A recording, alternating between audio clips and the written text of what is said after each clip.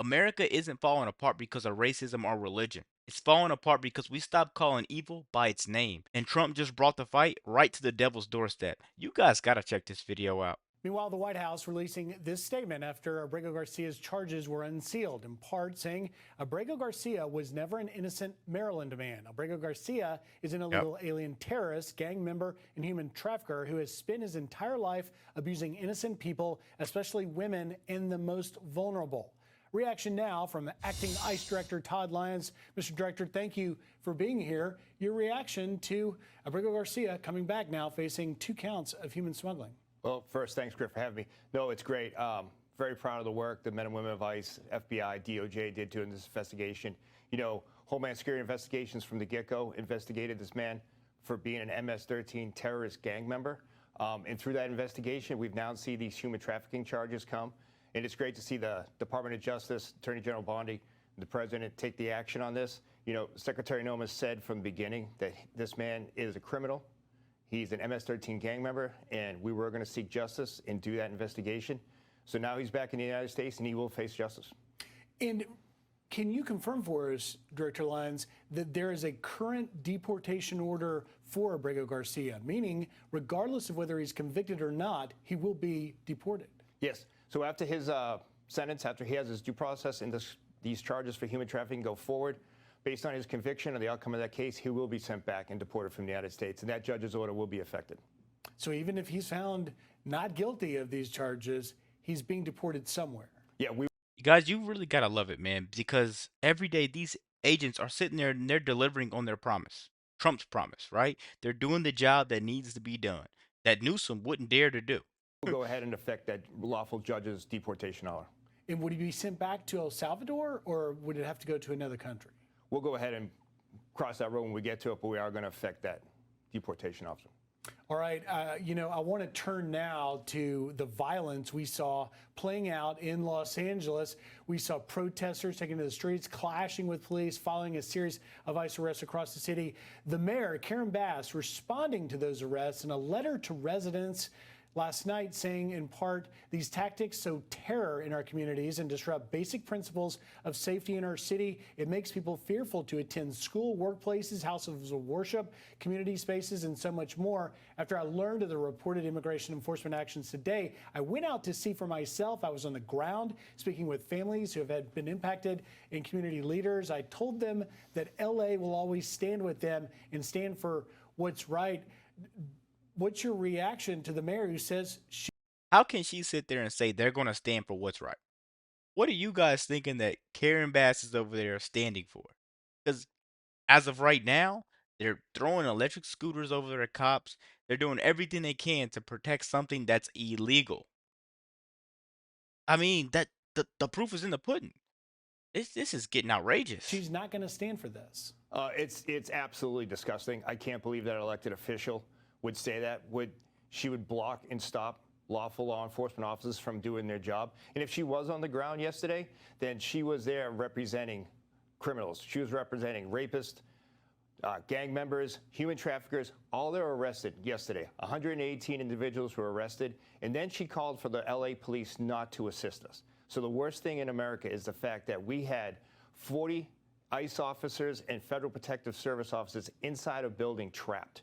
So we're in a major U.S. city, and we have law enforcement officers trapped, surrounded by over 1,000 protesters, and the LAPD would not respond to help those officers in their time of need. Over 2 hours it took for them to come get there. And Mayor Bass blocked those law enforcement officers from coming and helping my officers and agents. It's absolutely disgusting and shouldn't happen in the United States. And it comes on the heels, Director Lyons, of the San Diego City Councilman, Sean Elo Rivera, putting terrorists across a picture of some of your officers carrying out a raid, saying that the public should, quote, fight back. Are we headed on a dangerous trajectory here? 100%. I think we are. And it's this rhetoric of elected officials that are putting ICE officers and agents in danger every day. Secretary Noma has made it clear.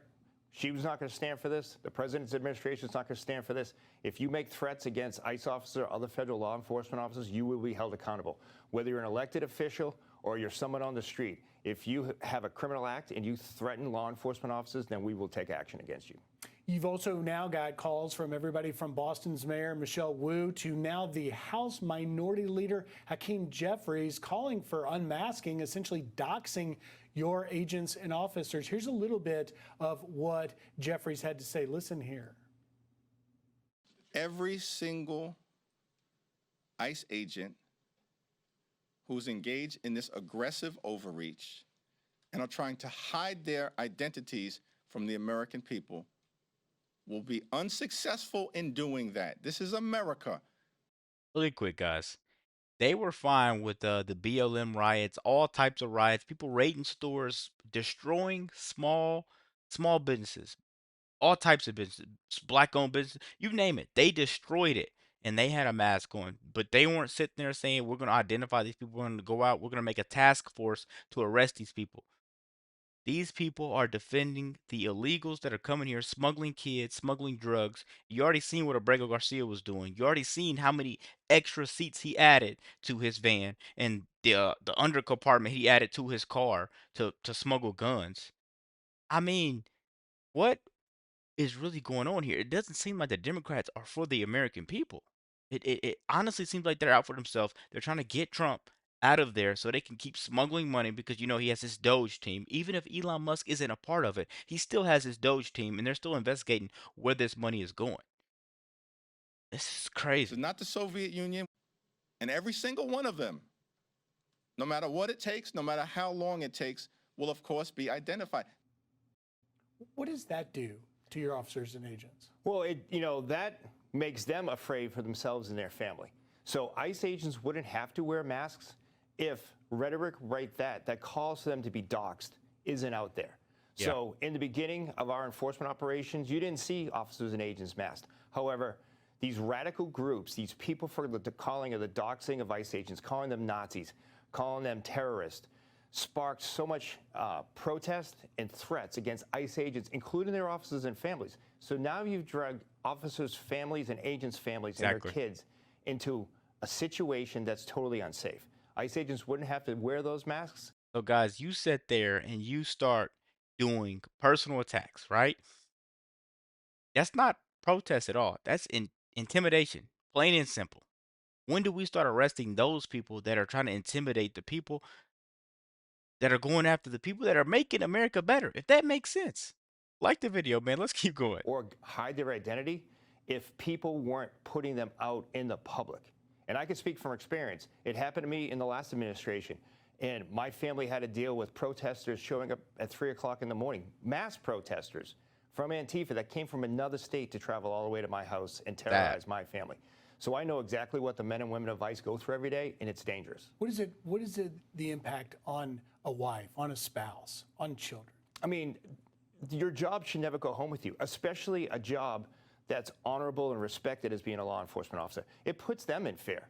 You know, a wife or a son or a daughter should not go to bed worried about a dad's job, a mom's job is going to bring terrorists, mass terrorists, to their house to protest them, someplace that's supposed to be their sanctuary. Yet we have elected officials calling for that to happen to ICE agents and officers' families. It's disgusting.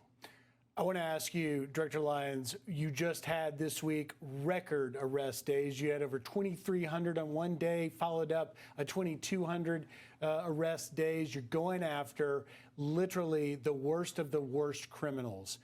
But what keeps Todd Lyons up at night? Honestly, what keeps me up at night is the fact of the men and women of ICE who I represent. We are going after some of the most dangerous, hardened criminals in the U.S., unknown people that came in under the last administration, more than 10 million that we don't know about. They're actual terrorists out there. And the safety of the men and women of ICE is my top priority, along with the safety of everyone in the United States. We just had an Al-Qaeda member arrested in Philadelphia. That is the people that ICE is going after. So I'm very scared of the fact of the safety, not only of the men and women of the United States, but of the people of the United States, that these criminal actors can cause harm to, and the fact that politicians and elected officials won't let us do our duly sworn duty to get them out of our country. They sit there and say America cannot handle tough enforcement. And then you have Mayor Bass and Newsom saying that this is chaos. The true chaos is letting these people roam free. We stand with ICE, we stand with Trump, and we know what's right. Okay, let's move on to immigration. And as you said, it is an undeniable fact that illegal crossings at the southern border have plummeted, a staggering decline. But there are questions about your methods. And so I want to ask About my message? methods, about your methods, how you're accomplishing They seem to this. work. Do you acknowledge that under our law, every single person who gets deported gets a hearing first to make their case? Well, are we talking about people that are citizens of our country or not? No, you're not deporting citizens at this point. Well, let me ask you, did they get hearings when Biden allowed 21 million, because I think the number's 20 million people to flow into our country? You had 21 million people that came into our country through a stupid open border, and they were prisoners, and they were people that you don't want in many cases in our country, right? They came from all over the world. They came from the Congo. They came from South. They came from all over the world. We're talking about some of the roughest countries in the world they had here, including terrorists, by the way. Now, But the did law- we give them a hearing when they came in? Well, the law requires that every single person who is going to be deported gets a hearing first. Do you acknowledge that? I'll have to ask the lawyers about that. All I can say is this.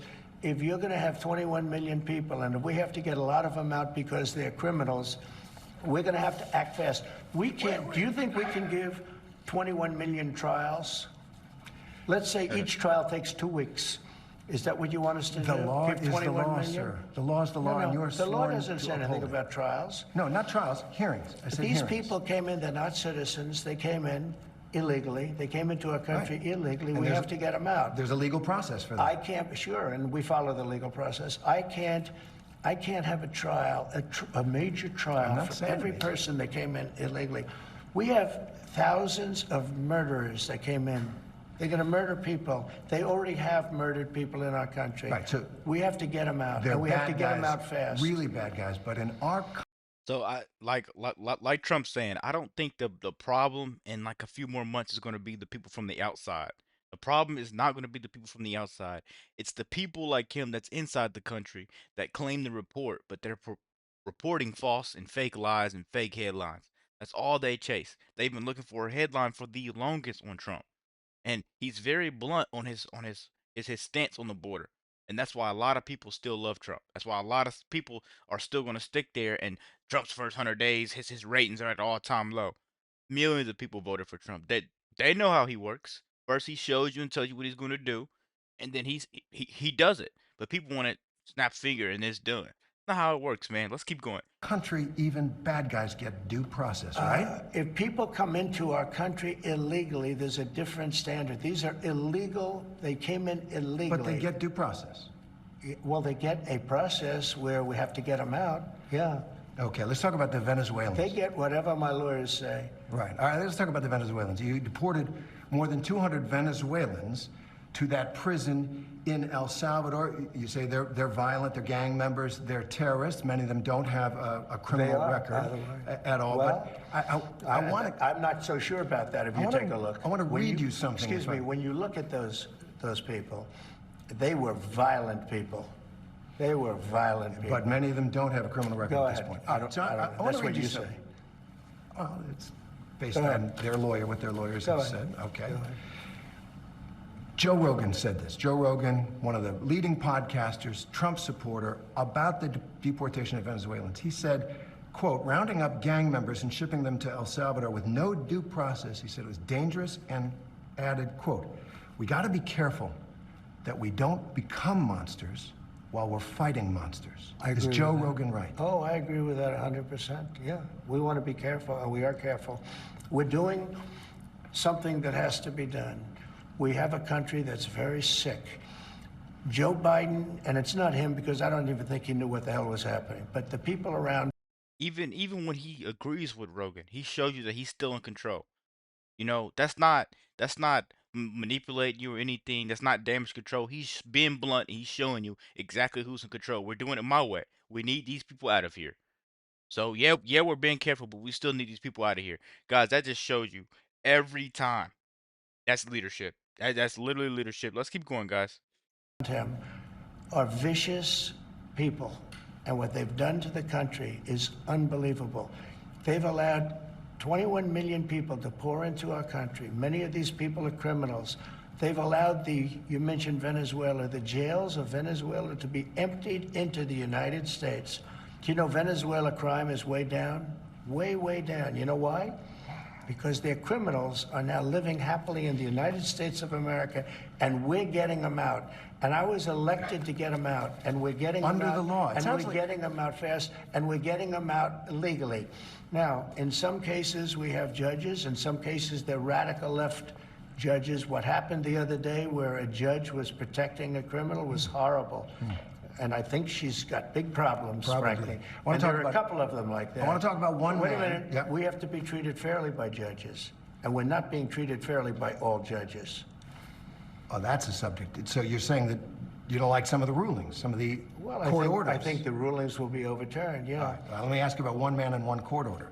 Kilmar Abrego Garcia. He's the Salvadoran man who crossed into this country illegally, but who is under a protective order that he not be sent back to El Salvador. Your government sent him back to El Salvador and acknowledged in court that was a mistake. And now the Supreme Court has upheld an order that you must return him to facilitate his return to the United States. What are you doing to comply? Well, the lawyer that said it was a mistake was here a long time, was not appointed by us.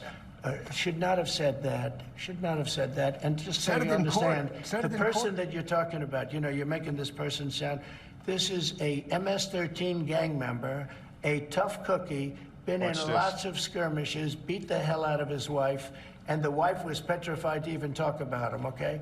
This is not an innocent, wonderful gentleman from Maryland. I'm not saying he's a good guy. It's about the rule of law. The order from the Supreme Court stands, sir. He came into our country illegally. You could get him back. There's a phone on this desk. I could. You could pick it up, and with all the power of the presidency, you could call up the president of El Salvador and say, send him back right now. And if he were the gentleman that you say he is, I would do that. But the court has ordered you to facilitate that. I'm not the one making this decision. We have lawyers that don't want to do this. But the buck stops in this office. No. I follow the law. You want me to follow the law? If I were the president that just wanted to do anything, I'd probably keep him right where he is. Supreme Court says what the law is. Listen, I was elected to take care of a problem. It was a unforced error that was made by a very incompetent man, a man that turned out to be incompetent, that you always said was wonderful, a great genius, right? And now you find out, all of the media now, they're saying what a mistake they made. A man who was grossly incompetent allowed us to have open borders where millions of people flowed in. I campaigned on that issue. I wouldn't say it was my #1 issue, but it was pretty close. Right up there. I campaigned on that issue. I've done an amazing job. I have closed borders. He said you couldn't do it. You wouldn't be able to do it. It would never happen. Well, it happened, and it happened very quickly. Wait a minute. When we have criminals, murderers, criminals in this country.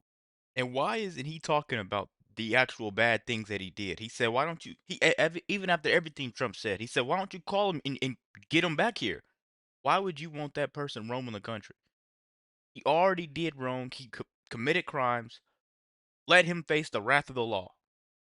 I mean, you want Trump to face the wrath of the law, and they threw up all these falsifying documents. It's like they only want Trump to be the only person to go to jail and get in trouble for anything, even stuff he didn't commit. But you have Letitia James on there saying she's married to her father? But no one's talking about that. You're talking about Kilmar Garcia, the dude that's over here punching and beating on his wife. Come on, man. He's already here legally. Oh my God, let's keep going. We have to get him out, and we're doing it. By law. And you'll pick out one man, but even the man that you picked out, he said he wasn't a member of a gang. And then they looked, and on his knuckles, he had MS-13. There's a dispute well, over that. Wait a minute. He had MS-13 on his knuckles tattooed. Oh, he had some tattoos that are interpreted that way. But let's move on. Wait a minute. Hey, Terry. He did not have the letter MS-13. It says MS-13. That was Photoshop. That was Photoshop. Terry, you can't do that. Hey, they're giving you the big break of a lifetime. You know, you're doing the interview. I picked you because, frankly, I never heard of you, but that's okay. I picked you, Terry, but you're not being very nice. He had MS-13 tattooed. We'll agree to disagree. I want to move on to something else. Terry, do you want me to show you the picture? I saw the picture. We'll and you think it agree was to disagree. Photoshop? Well, Here we go. Don't Photoshop it. Go look at his hand. He Fair had enough. MS-13. He did have tattoos that can be interpreted that way. I'm not an expert on them. I want to turn to Ukraine, No, sir. Terry, I want to get to Terry, Ukraine. No. He had MS, as clear as you can be, not interpreted. This is why people no longer believe the news, because when it's he was fake photographed news. in El Salvador, they aren't there. But let's just go on. They aren't there when he's in El Salvador. They Take weren't a look there, at the but they're photograph. there now, right? No, but they're they're in now. your picture. Terry, Ukraine, sir. he's got MS-13 on his knuckles. All right. Okay? Well, we'll take a look at that. It's you do We'll take a such a look at that. disservice. We'll take a look at Why that, don't you sir. just say, yes, he does, and, go on to something else? It's contested. I want to turn, I was just in Rome, and to that moving photograph of you and President Zelensky sitting in St. Peter's Basilica talking peace. It went around the world. Sure. Take us into that moment. Well, look, the Ukraine is a very serious, very tough situation. And this is Biden's war. This is not my war, but I want to see if I can solve it, because probably close to 5,000 young soldiers a week are being killed, Russian and Ukrainian. We also spend a tremendous amount of money in Ukraine. So Trump didn't start a war. He's trying to stop one. This is all Biden's chaos if you're not up to date on that. Let's keep going. And Europe should be spending much more than us. They're not. They're spending much less. It's been badly handled by the Biden administration. It's been badly handled all the way around, the way around. That moment. The moment was a moment of solace, in a sense, because tremendous numbers of people are dying. A lot of his people are dying. They're being killed. And I feel very badly about it. I feel very badly about it. That's a war that would have never happened if I were president. And it didn't happen for 4 years. It was never even a thought of it happening. It does feel like something's happening after that meeting with Zelensky in St. Peter's. You posted this on social media. There was no reason for Putin to be shooting missiles into civilian areas and cities and towns over the last few days. It makes me think that maybe... Well, that was part of my post, but you're right. That was a part of a post. And it says, it makes me think that maybe he doesn't want to stop the war. He's just tapping me along. Yeah, that's possible. Sure. He might be... He could be tapping me along a little bit. I would say that he would like to stop the war. I think that if it weren't for me, I think he'd want to take over the whole country, personally. I always felt. So when I left, there wasn't even a chance that this would happen. When Biden got involved, I won't say whether or not he handled it properly, but obviously it wasn't good because the war started. Putin went in, the war started.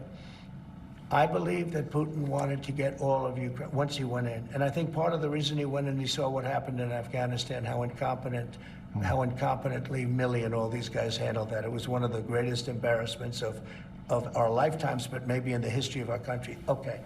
So Putin went in. I think Putin wanted all of Ukraine. Right.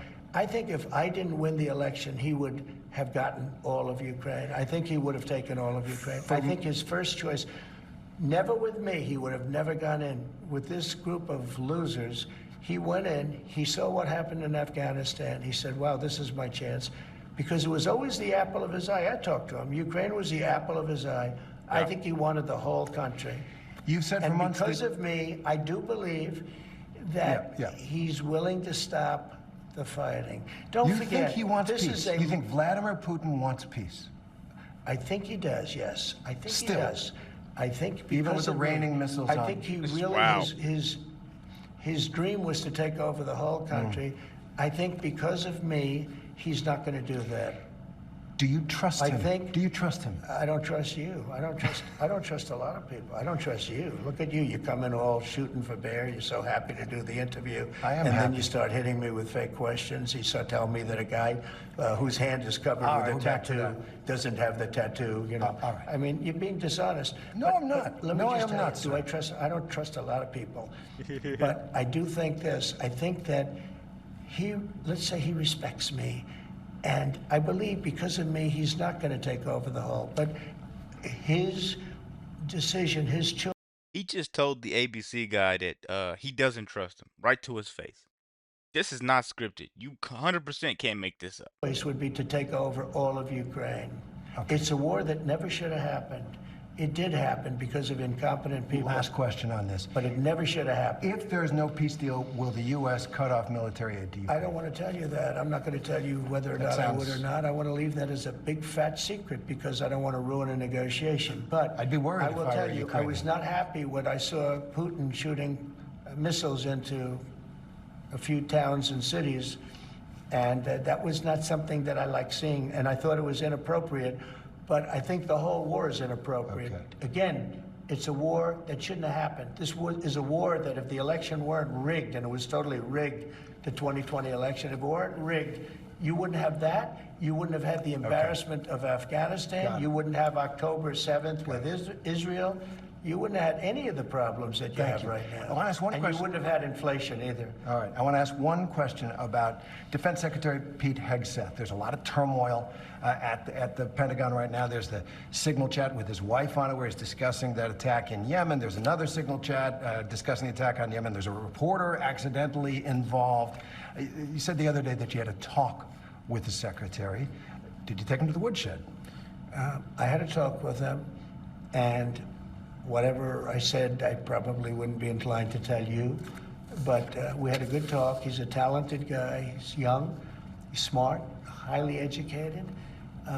And I think he's going to be a very good hopefully a great defense secretary, but he'll be a very good defense secretary. You have 100% confidence in I don't Pete have Hegseth? 100% confidence in anything. Okay? Anything. Do I have 100%? It's a stupid question. Look, it's a pretty important I position. have, no. You don't have 100%.